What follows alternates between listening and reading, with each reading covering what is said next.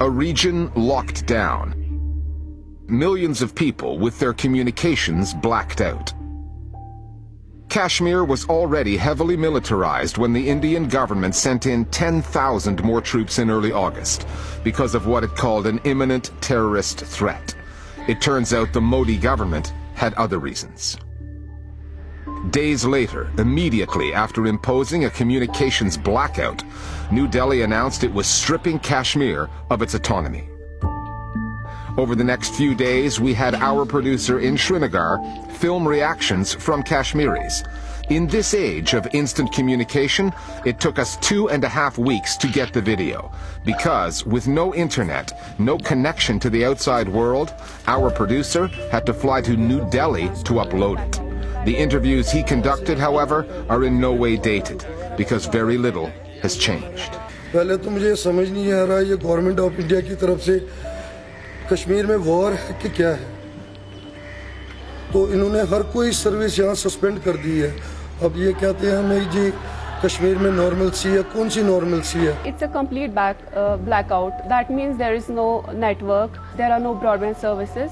It's complete like blackout right now, and you're not able to connect to anyone. रिश्तेदार को पूछते थे phone करके, पता ही नहीं कौन जिंदा है मर गया.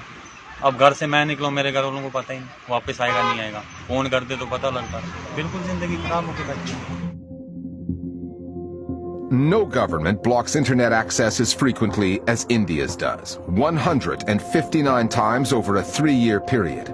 Far more than Pakistan, Syria, Turkey, Iran, and Egypt combined. According to the Delhi-based Software Freedom Legal Center, more than half of India's regional internet blackouts have been imposed on Kashmir, including 55 this year alone. What is unprecedented, however, is the scope of this one and the duration, 3.5 weeks and counting.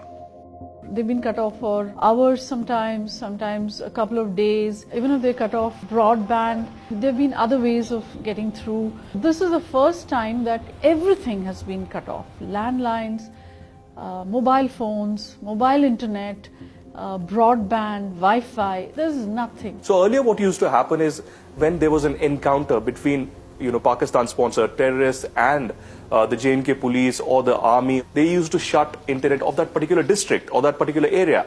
But this time around, considering that there could be some kind of violence, internet was shut down, phones were shut down, and it's been more than 3 weeks now. So yes, the severity certainly is massive and never seen before.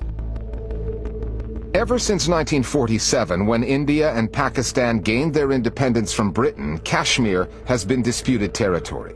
In 1950, India agreed to amend its constitution to grant the part of Kashmir that it administers, India's only Muslim-majority state, a degree of autonomy. One nation, one constitution. Prime Minister Narendra Modi has consistently appealed to nationalists by promising to rescind that part of the constitution, Article 370, and allow India to take full control of Kashmir.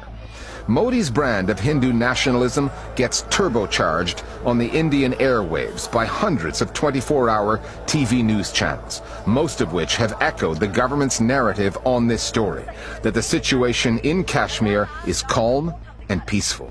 आज आपको कश्मीर में अमन की सबसे शानदार, सबसे खूबसूरत तस्वीर दिखाएंगे. Normal has become the key word, a kind of mantra.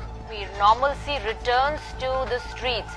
Jammu में हालात नॉर्मल होने के साथ ही ईद की तैयारियां भी जो है शुरू हो गई हैं. और जम्मू कश्मीर में अनुच्छेद 370 हटने के बाद तेजी से हालात सामान्य हो रहे हैं.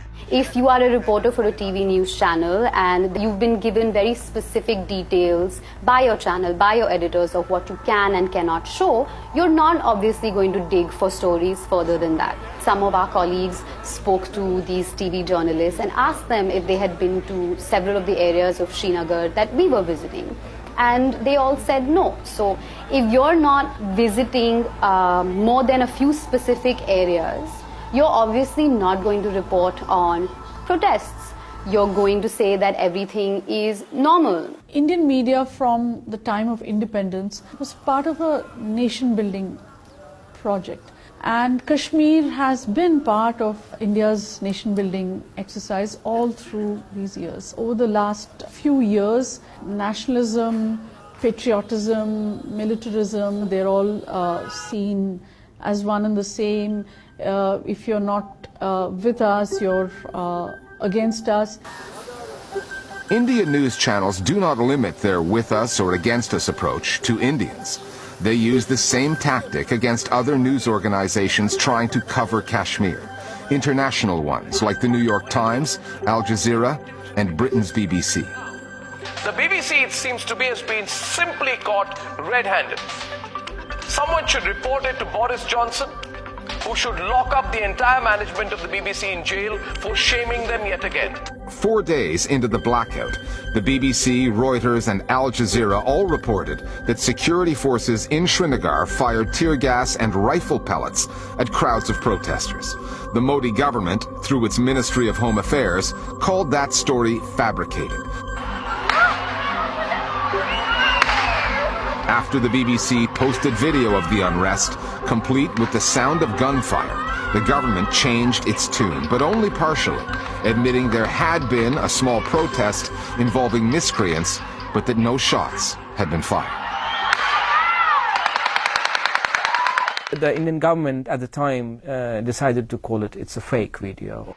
The BBC stood by their story. They said this is a real video of a real protest from Srinagar.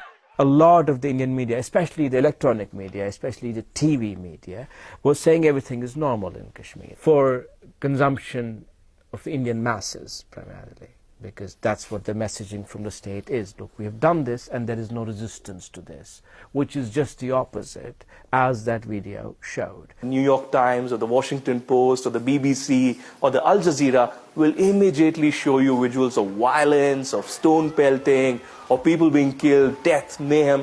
It's not like that on ground. Since August 5th decision to revoke Article 370, there hasn't been a single death due to any of the so-called human rights violations of the security forces. So how can any international publication, be it in TV or print, justify their reportage? The short answer is because we don't really know who's been killed, or how many. That's what communications blackouts do. They stop the full story from getting out. What few images the world has seen, Kashmiris protesting, hospitalized, blinded by pellet fire, put the lie to the Modi government's normal narrative, the one parroted by so many news outlets falling over themselves to support a government in New Delhi they are supposed to hold to account. It's not just Kashmir. If you trace the history of what these channels have been saying on significant issues in the last few years, they seem to have become mouthpieces of the government, its ideology, its strategy. They're not any longer sort of independent observation watchdogs or information givers. You'll often hear Indians describe themselves as the world's largest democracy. You'll hear that from government. You'll hear that from media. Given the way the Modi government is behaving and the way the media have basically lined up behind the government, the fourth estate, is this really the world's largest democracy? Is it acting like one? For Kashmiris, it has never acted as a democracy. And I choose my words carefully. It's a bewilderingly diverse country, the size of a continent. Numerically, it has been the world's largest democracy. But I once read an Indian writer, a very good Indian writer, described India as the world's greatest experiment in democracy. But the writer also said that sadly, the world's greatest experiment in democracy is failing.